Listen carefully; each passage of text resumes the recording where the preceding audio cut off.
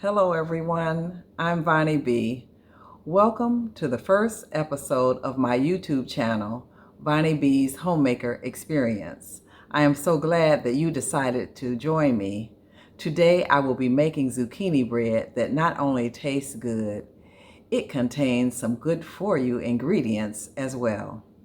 All right, let's get started. Enjoy! Here are the ingredients that I will be using in my zucchini bread. Several of them are optional and one is a substitution. Starting from the upper left and going downward, I have white sugar, a mixture of all-purpose and oat flour, salt, baking powder, and baking soda have been added, along with cinnamon, nutmeg, ginger, and cloves. Back to the top, raisins, walnuts, coconut, and vanilla flavor. Then eggs, sweet potatoes, and of course, grated or ground zucchini.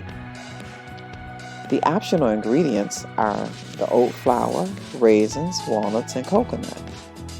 We've all been hearing about how good oats are for you. Well, I decided that I wanted to reap the benefits of eating oats without having to eat a bowl of oatmeal. As for the raisins, walnuts, and coconut, I used a half a cup or less of each, but the amount could be increased, decreased, omitted altogether, or something different could be used, like dried cranberries or chocolate chips. Now for the substituted ingredient, instead of a cup of oil, I opted to use sweet potatoes, which is another one of those good for you foods. To start, I will put the cooked and mashed sweet potatoes in with the sugar. Then mix them thoroughly together, which doesn't take very long at all.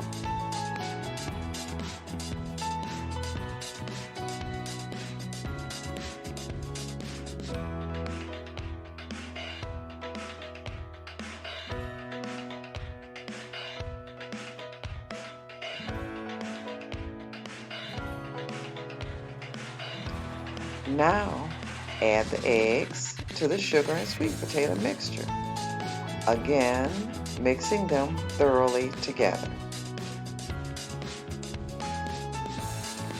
And the vanilla next, and the zucchini. Then mix them into the sugar and sweet potato mixture.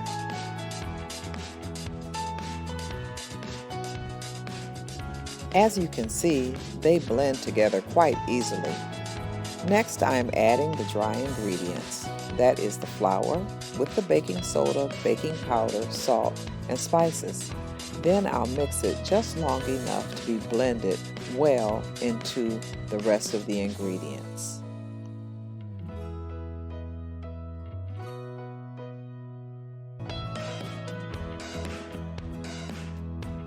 Okay. Now that is done, I'm going to remove the beater from the mixer and add the coconut, raisins, and walnuts to the batter, then stir them in by hand. As I mentioned earlier, these ingredients can be omitted, and the zucchini bread will still turn out nicely. After I stir them in, the batter will be ready to go into the pan for baking.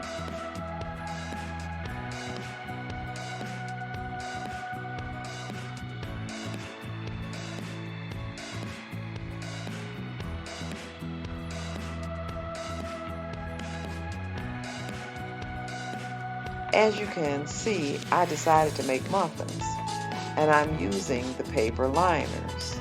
But before adding the batter, I'm going to spray them with a non-stick oil, which will make it easier to remove the paper from the muffins after they're baked.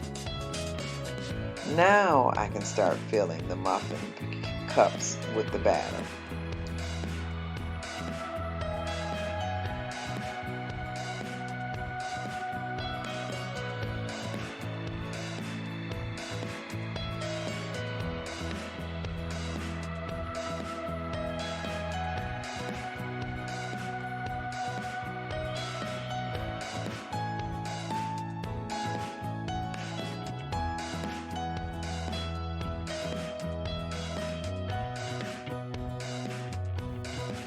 I have filled all 12 of the muffin cups and still have a bit less than half of the batter left.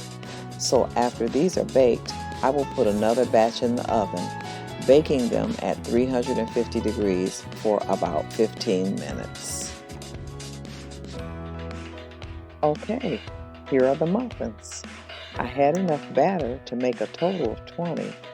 I am very pleased. I think they turned out great. What I really love is the fact that I used sweet potatoes instead of the oil, which increased the nutritional value of the muffins while decreasing the calories by 8 times, and all without sacrificing flavor or moistness. Now that makes my heart happy. Okay, let's take a closer look at one. Look at how easily the paper liner peels away from the muffin. That's what the nonstick oil spray will do. The sides and the bottom brown nicely as well.